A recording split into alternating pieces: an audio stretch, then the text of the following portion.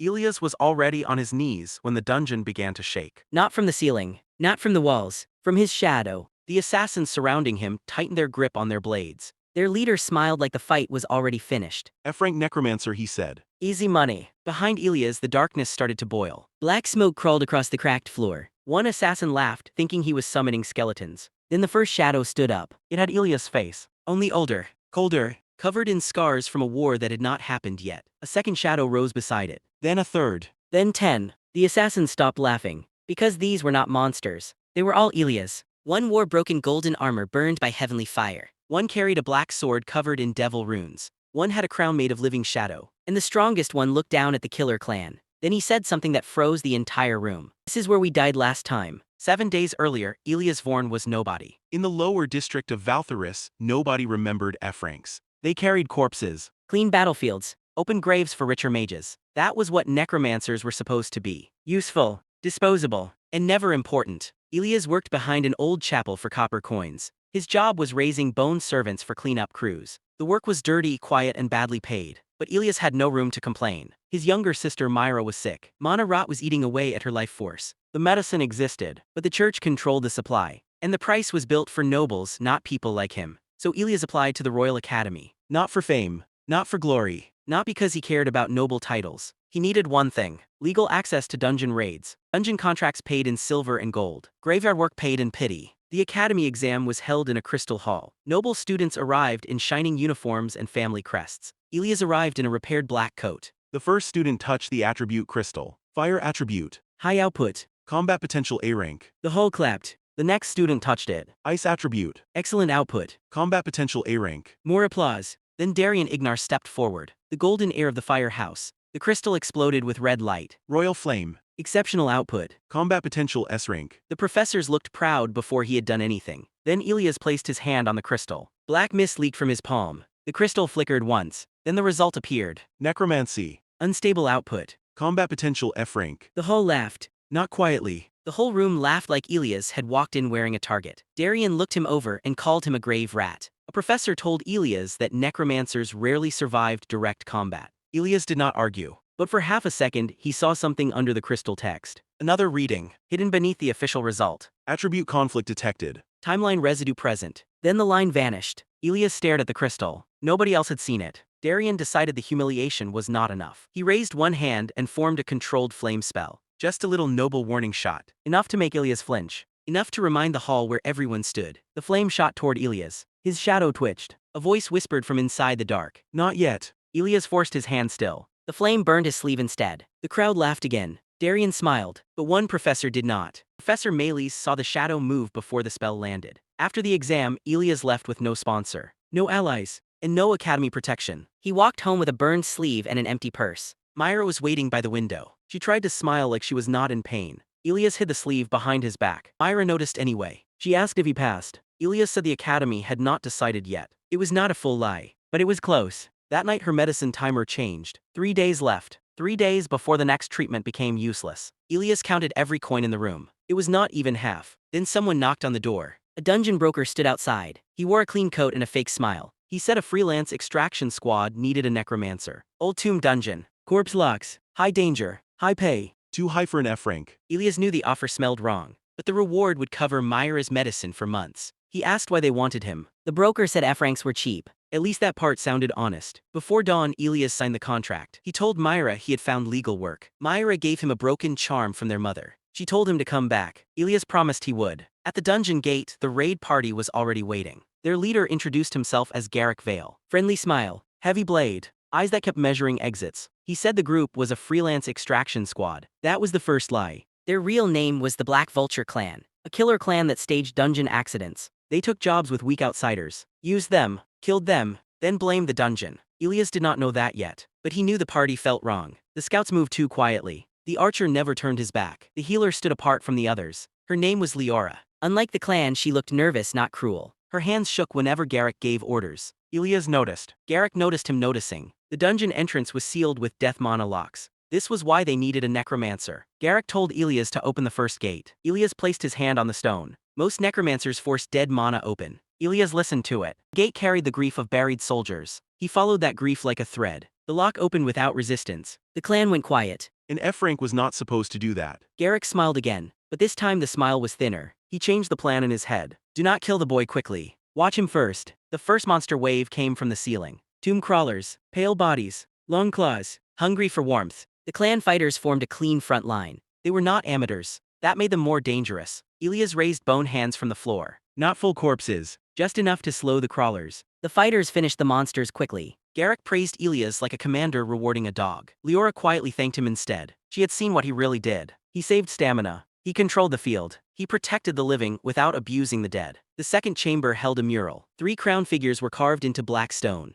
1 crown was made of light. 1 crown was made of horns. 1 crown was made of shadow. The moment Ilias looked at the shadow crown, his mana twisted. For 1 second the room went cold. He heard a voice that sounded like himself. Do not read the crown. Garrick saw Ilias react. He ordered everyone forward immediately. Too fast. Like he already knew the mural mattered. The route split into 3 doors. The light door burned undead. The devil door warped living flesh. The shadow door erased memory. Garrick chose the shadow door. He did not tell Ilias why. The clan carried memory anchors under their armor. Ilias carried nothing. Leora leaned close and whispered one warning. Do not fall behind. Inside the shadow corridor the air felt wrong. Every step sounded delayed. Every torch reflected a different version of Ilias. One reflection had white scars across his face. One had black armor. One had no eyes. Then a voice spoke beside his ear. They killed us here. Ilias stopped walking. He thought it was a dungeon illusion. The voice answered a thought he never said aloud. No. Illusions do not know what you hide from yourself. Before Ilias could respond, Garrick called him forward. The party reached the core chamber. At the center stood the gravebound minotaur,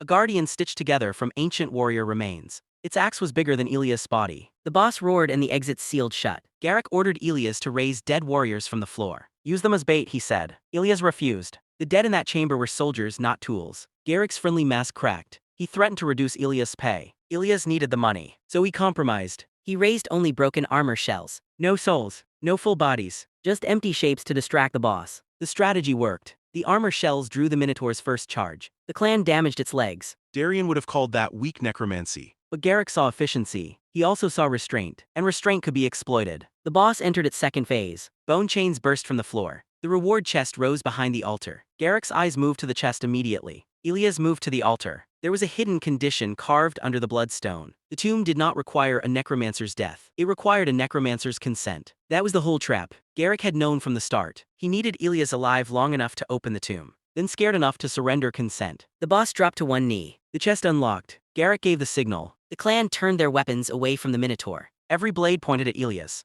Leora looked horrified. She had not known. Garrick told her to stay quiet if she wanted her debt paid. Ilias finally understood the missing raid reports. The previous outsiders were not killed by monsters. They were murdered after the dungeon opened. Garrick admitted it because dead men do not testify. Then the clan activated anti-necromancy seals. Black chains snapped around Ilias' mana. His bone servants collapsed instantly. Garrick smiled for real this time. He had prepared for a normal necromancer. Ilias fell to one knee. The reward chest glowed behind them. The boss corpse faded into dust. The dungeon went silent. Then the floor rumbled. Not from the ceiling. Not from the walls. From Ilias' shadow. Black smoke spilled outward like ink in water. Garrick ordered the clan to strike before the summon completed. Too late. The first echo moved. Sword Echo crossed the room in one breath. He broke 3 weapons without cutting their owners. Assassin Echo appeared behind the seal caster. The anti-necromancy tags fell from the wall. Mage Echo raised one hand. Black Frost locked the Minotaur's remains in place. Shield Echo stepped in front of Leora. A stray blade shattered against his guard. King Echo did not fight first. He looked at the room once. Then he identified Garrick as the command center. Devil Scar Echo pointed at Garrick's red dagger. Do not let him leave with that. Heavenly Burned Echo stepped forward next.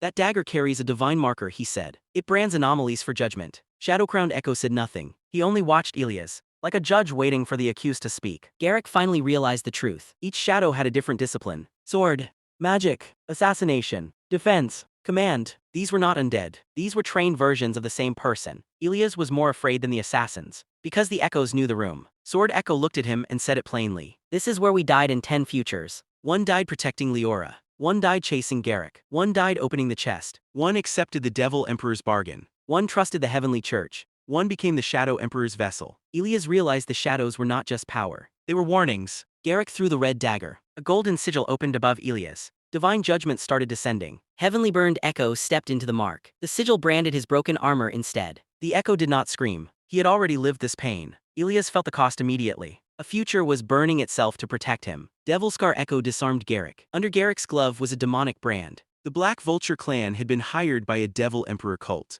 They were collecting death mana anomalies, which meant Elias was not chosen randomly. Someone knew about his shadow before he did. Garrick tried to destroy the evidence. King Echo chained the exits. Assassin Echo moved to end him. Elias stopped him. They needed Garrick alive. Assassin Echo warned that mercy got them killed once. Elias looked at the defeated clan. Then he said this timeline would not be built by copying dead ones. The Echoes defeated the clan without killing the witness. Leora recorded Garrick's confession with a temple stone. The chamber finally opened. One by one the echoes faded. Shadow-crowned Echo remained last. He leaned close to Elias. Every summon is a road, he said. And every road leads to one throne. Elias asked whose throne. The Echo vanished. Outside the dungeon, the story became political instantly. Half the raid party was gone. The lowest-ranked survivor had restrained the clan leader. Garrick claimed Elias used forbidden necromancy. Leora presented the witness stone. The local guild froze the report. Divine marker. Demonic brand. Unknown necromancy. Nobody wanted responsibility. Academy officials arrived first. They claimed Elias as an applicant under emergency review. Church agents arrived second. They demanded custody under holy law.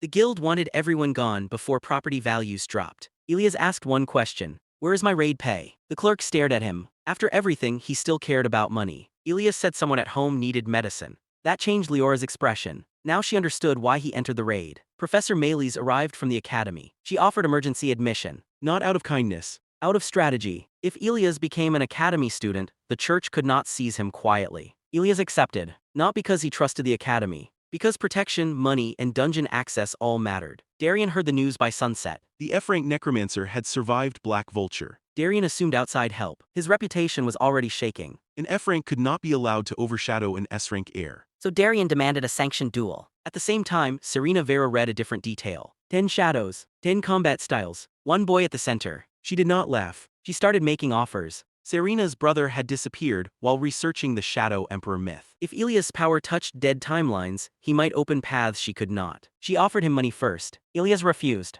She offered noble protection. He still hesitated. Then she offered archive access and medicine supply lines. That got his attention. Elias refused to become her servant. Serena adjusted immediately. She was practical, not foolish. They formed a limited alliance. Each side had something the other needed. Then Professor Maylis examined Garrick's red dagger. The weapon should not exist. It carried a heavenly tracking mark. In a devil contract brand, heaven and devil were supposed to be enemies. If both powers marked one blade, a third force was moving between them. Maylis showed Elias a forbidden chart. 3 crowns, 3 emperors. The Heavenly Emperor ruled divine law and fate judgment. The Devil Emperor ruled mutation, bargains, and cursed evolution. The Shadow Emperor ruled erased histories and dead timelines. Most people believed the Shadow Emperor was a myth. Elias' shadow reacted like it had heard its own name. Maylis gave him the truth without comfort. Your power may not be a blessing. It may be a signal flare. Every time Elias summoned a failed future, something saw him clearer. To survive, he needed to learn which emperor killed each echo. Only then could he avoid repeating their endings.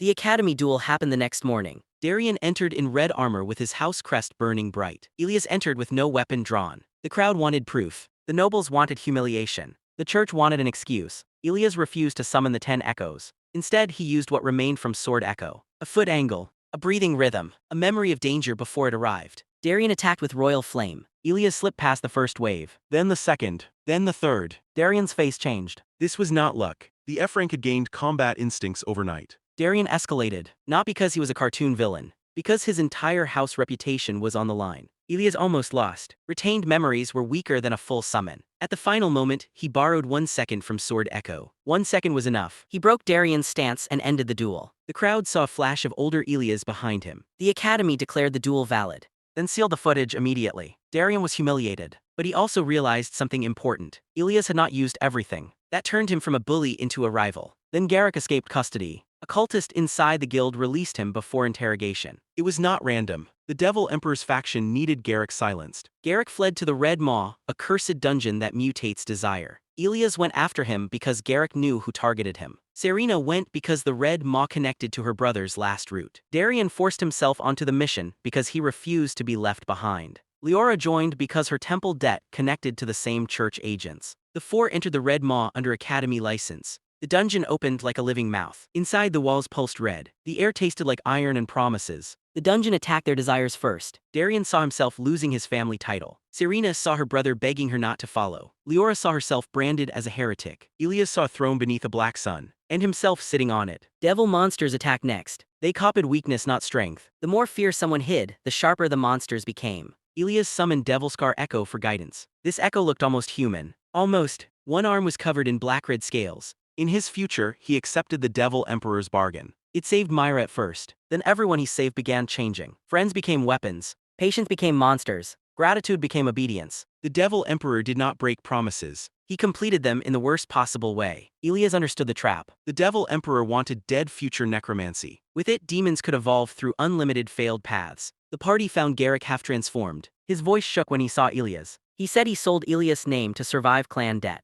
Garrick was selfish, not loyal. He never cared about emperors. He only wanted to avoid being killed by his patrons. Then a devil envoy appeared through a red gate. It offered Ilias everything. Myra's cure, Darian's defeat, Serena's brother, Leora's freedom, control over every echo. The offer was dangerous because it was not random. It targeted every wound in the room. Ilias refused. Every echo born from easy salvation had ended badly. The envoy attacked. Its body adapted after each injury. One echo could not beat it. Adaptation learned too fast. So Ilias coordinated 3 futures at once. Sword Echo forced openings. Mage Echo locked the mutation rhythm. Devil Scar Echo predicted the bargains hidden in each attack. Darian burned the regeneration nodes. Serena froze the spread. Leora purified Garrick long enough for one last confession. Garrick revealed the original file on Ilias came from a church archive. That pointed to heaven, not devil. Ilias defeated the envoy, but a red scar burned across his shadow. Behind the gate, the Devil Emperor laughed. Unfinished material, he called him. When the party returned, the church moved first. They declared every piece of evidence contaminated by demonic magic. Politically, it made sense. Accepting the evidence meant admitting the church had hidden files on Ilias.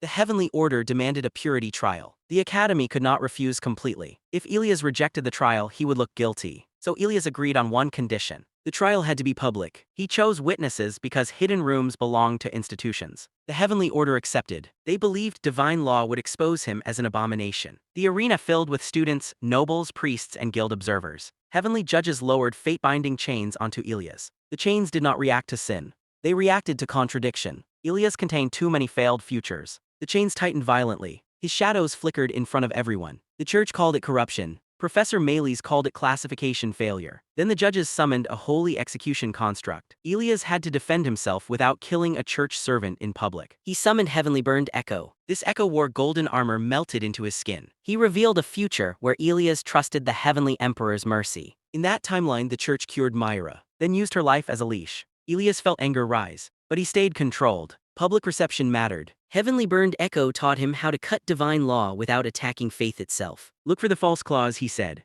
Ilias found it inside the trial spell. The chains were never judging guilt. They were designed to define him as guilty. Ilias cut the clause. The chains shattered. The crowd saw the lie. Some priests lowered their eyes. The Heavenly Emperor spoke through the construct. He did not call Ilias evil. He called him unlawful. He believed unstable futures would destroy civilization. Ilias answered with one accusation. Heaven preserved order by burying futures where commoners rose. The construct attacked harder. Darian suddenly burned the execution sigil. Not out of friendship. He hated seeing noble law cheated by church law. That was enough. Ilias defeated the construct and survived the trial. The church could no longer seize him publicly. But heaven marked him anyway. A white fracture appeared in his shadow. Now Ilias carried red and white marks. Devil and heaven, both claiming pieces of him. That was when the Shadow Emperor started moving. Ilias began seeing futures while awake. Some showed Myra cured. Some showed the Academy bowing to him. Some showed Valtherus burning under black sunlight. Every future changed details. One image never changed. A throne beneath a black sun. Serena found a restricted map from her brother's research.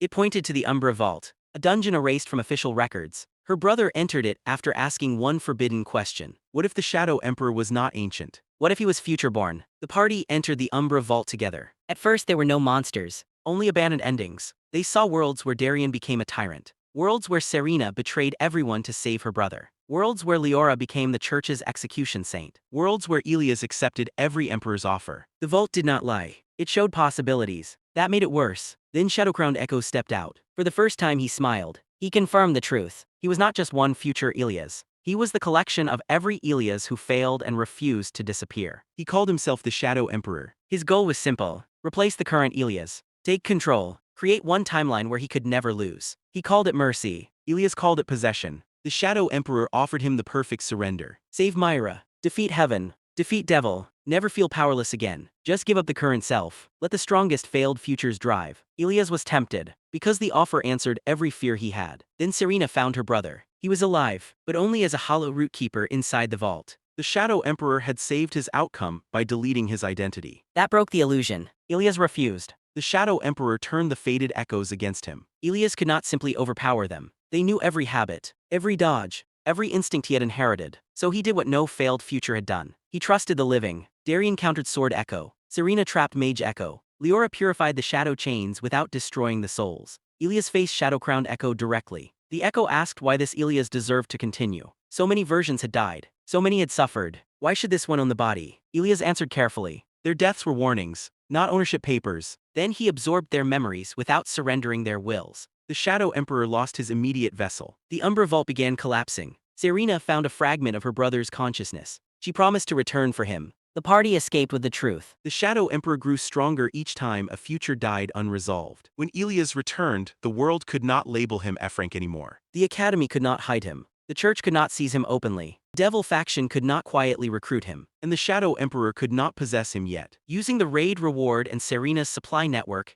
Ilias bought Myra's medicine. For the first time in months, she could breathe without pain. But when she saw the shadows behind him, she asked a harder question. Are you still you? Ilias could not answer immediately. Then he promised her every choice from now on would be his own. Professor Mayles identified 3 seals forming in his shadow. Red for devil, white for heaven, black for shadow. If the marks merged, Ilias would become the perfect vessel. To survive, he had to defeat all 3 emperors. First, break the Devil Emperor's claim over his body. Second, break the Heavenly Emperor's claim over his fate. Third, break the Shadow Emperor's claim over his futures. Far beneath a black sun, the Shadow Emperor opened his eyes. He smiled because Ilias had chosen the hardest route. Then he whispered into the dark. Good. That is the future I failed to reach. Make sure to comment if you want a part 2.